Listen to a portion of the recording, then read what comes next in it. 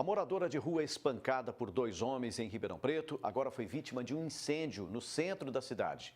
As agressões contra a mulher foram registradas por câmeras e escancaram que a população de rua é mais que uma questão de segurança. É um problema social e principalmente de saúde pública. As imagens são chocantes e mostram uma mulher levando chutes. As agressões foram cometidas no fim da noite do último dia 12, no cruzamento das ruas General Osório e Barão do Amazonas, no centro de Ribeirão Preto, e foram registradas pelo sistema Olho de Águia, da Polícia Militar. Um dos homens usa um chinelo para golpear a vítima na cabeça. Ela tenta fugir dos agressores, mas continua a apanhar. Caída no chão, ela recebe mais socos e é socorrida por uma ambulância do SAMU em estado grave. 2 homens foram presos. Uma atitude covarde que, segundo esse especialista em segurança, não se coíbe apenas com a presença da polícia.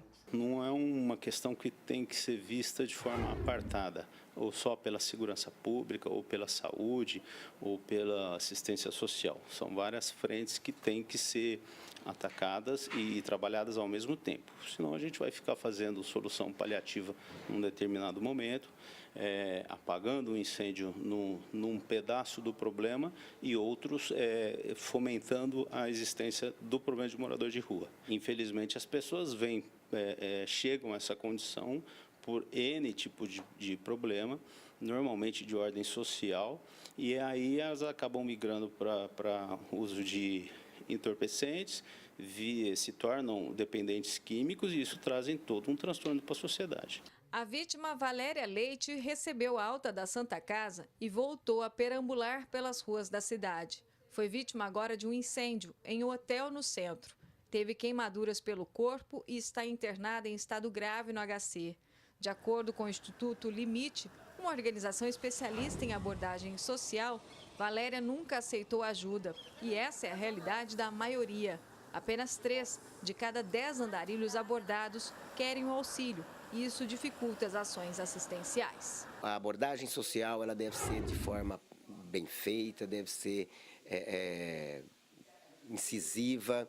Os serviços eles devem funcionar com qualidade e com certa perfeição, se não com a perfeição, mas melhorar bem, né?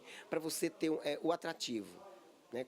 Se você tiver o atrativo para chegar para a pessoa em situação de rua e levá-lo a um equipamento e ele for bem atendido e ele sair de lá com uma impressão boa daquele equipamento, ele não tem problema para voltar. E em algumas situações a gente tem pessoas em situação de rua que falam, eu não vou lá porque eu fui lá, não adiantou. Isso acontece, né? Então eu estou me colocando no meio também, né? Enquanto gestor, enquanto gerente operacional dos serviços, do trabalho de abordagem, estou dizendo que a gente tem que melhorar, inclusive a sociedade. Em pouco mais de 5 anos, o número de pessoas que vivem pelas ruas de Ribeirão Preto cresceu 8 vezes. Saltou de 414 para 3.405.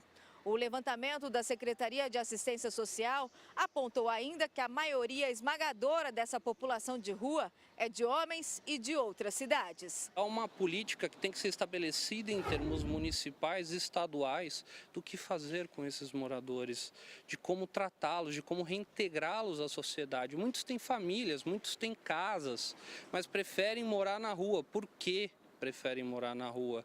São perguntas que nós não temos respostas e que o poder público também não está interessado. Afinal de contas, não são contribuintes que saem eleitores. Em relação à idade, grande parte tem entre 30 e 59 anos. O perfil básico deles: mendicância, drogadição e embriaguez. Os índices assustam e trazem à tona que não existe uma solução imediata para um problema tão complexo. No entanto, segundo o coordenador do Grupo de Apoio Amor Exigente, é preciso insistir em tentativas de melhorar o sistema de reinclusão.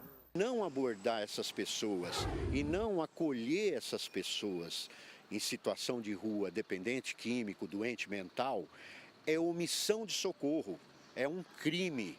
Isso para todos nós, para a sociedade, para o poder público. Eles precisariam olhar dessa forma. É necessário que se faça abordagem e que se leve essa pessoa para um tratamento de saúde. Muitas vezes o dependente químico ele não tem vontade própria. ele não sabe discernir qual é o momento dele pedir ajuda, né? Você conversa com ele, ele pede ajuda. Você vira as costas, ele está fumando crack. Essa advogada especialista em álcool e drogas defende que não se deve uniformizar essa população. Cada um tem uma história e particularidades que precisam ser levadas em conta na hora de colocar em prática políticas públicas para mudar esse cenário. Assim como são tratados os pacientes com diabetes, com hipertensão na rede pública de saúde, eles têm um programa para isso. É necessário um programa para os usuários de droga também e também um programa para essas pessoas que estão sem cidadania, sem família. Só as ONGs e as entidades não governamentais não suprem essa demanda. É necessária uma política pública eficaz para isso. Ximene Osório para o Jornal da Clube.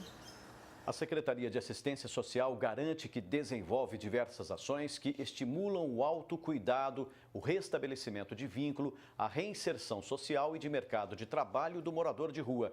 Disse ainda que são realizados encaminhamentos para a rede de saúde, visto o desenvolvimento de doenças decorrentes à vulnerabilidade social, desde o uso de drogas a quadros de patologias específicas. Informou também que conta com benefícios sociais que contribuem para a retomada da cidadania e que tratar dessa população é um trabalho a longo prazo.